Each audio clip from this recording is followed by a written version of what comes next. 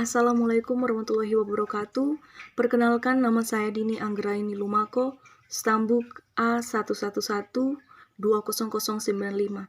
Pada kesempatan kali ini saya akan merangkum materi dari mata kuliah Kajian Lingkungan Hidup oleh Bapak Dosen Syamsuriwal SPD MPD dalam rangka memenuhi tugas akhir. Untuk itu, materi yang akan saya paparkan sebagai berikut. Kriteria kawasan konservasi. Kawasan konservasi adalah pemanfaatan sumber daya alam secara bijaksana untuk mempertahankan ketersediaannya secara berkesinambungan sehingga penggunaan sumber daya tersebut diatur dan dilindungi. Berikut beberapa kriteria kawasan konservasi. Yang pertama, kriteria ekologi.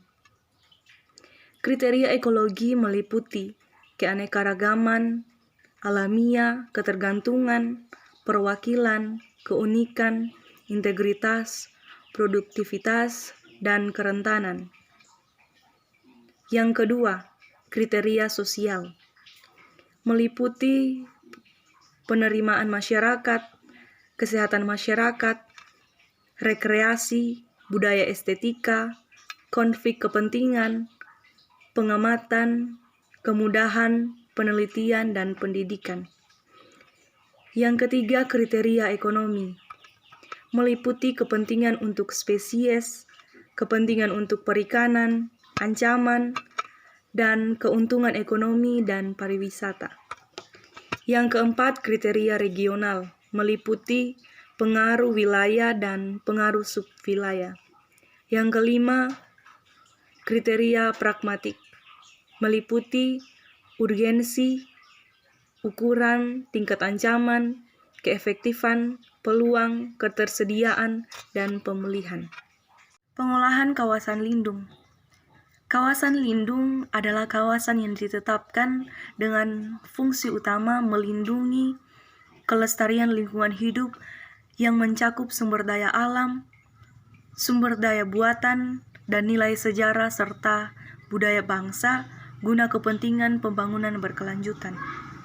Adapun tujuan dan sasaran dari pengolahan kawasan lindung. Pengolahan kawasan lindung bertujuan untuk mencegah timbulnya kerusakan fungsi lingkungan hidup.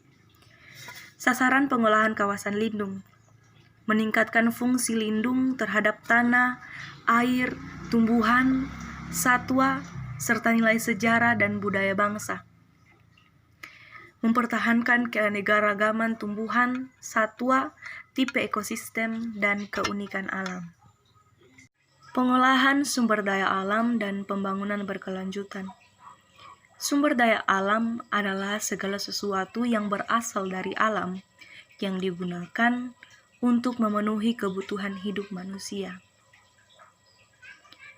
Pembangunan berkelanjutan adalah pembangunan yang memenuhi kebutuhan hidup masa sekarang dan mempertimbangkan pemenuhan kebutuhan hidup generasi mendatang. Pembangunan berkelanjutan merupakan proses pemanfaatan sumber daya alam dan lingkungan untuk memenuhi kebutuhan hidup manusia untuk generasi saat ini dan generasi mendatang agar hidupnya sejahtera serta kelestarian fungsi lingkungan hidup tetap terjamin dan terjaga. Dampak pembangunan. Dampak pembangunan meliputi perubahan iklim. Perubahan iklim adalah perubahan jangka panjang dalam distribusi pola cuaca serta statistik sepanjang periode waktu mulai dari dasawarsa hingga jutaan tahun. Pencemaran dapat mempengaruhi pembangunan dan bisa berdampak bagi kesehatan ekosistem dan pertanian. Bencana merupakan suatu gangguan serius terhadap keberfungsian suatu komunitas atau masyarakat yang mengakibatkan kerugian manusia, materi, ekonomi, atau lingkungan yang luas dan melampaui kemampuan komunitas atau masyarakat yang terkena dampak untuk mengatasi dengan sumber daya alam mereka sendiri. Konflik sosial. Konflik sosial adalah pertentangan antara anggota masyarakat yang bersifat menyeluruh dalam kehidupan. Potensi dan sumber daya alam. Potensi sumber daya alam Indonesia adalah hutan, laut, minyak bumi, gas alam, dan batu bara. Dilakukan upaya pemanfaatan potensi sumber daya alam Indonesia untuk menjadi negara maju.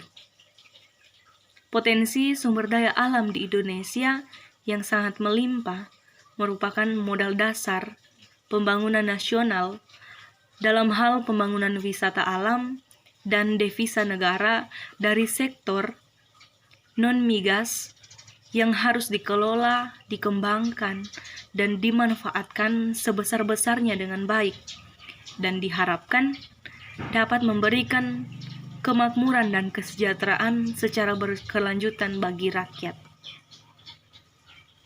Pengaruh lingkungan terhadap kesehatan. Masalah lingkungan dalam kehidupan sehari-hari sering kita anggap sepele, padahal kontribusi lingkungan dalam mewujudkan derajat kesejahteraan merupakan hal yang esensial di samping masalah perilaku masyarakat. Pelayanan, kesehatan, dan faktor keturunan. Lingkungan memberikan kontribusi terbesar terhadap timbulnya masalah kesehatan masyarakat. Salah satu faktor dalam lingkungan yang menyebabkan aspek-aspek kesehatan manusia terganggu dan munculnya penyakit adalah tingkat pendidikan masyarakat di suatu daerah tempat mereka tinggal. Sekian pemaparan materi dari saya. Wassalamualaikum warahmatullahi wabarakatuh. Terima kasih.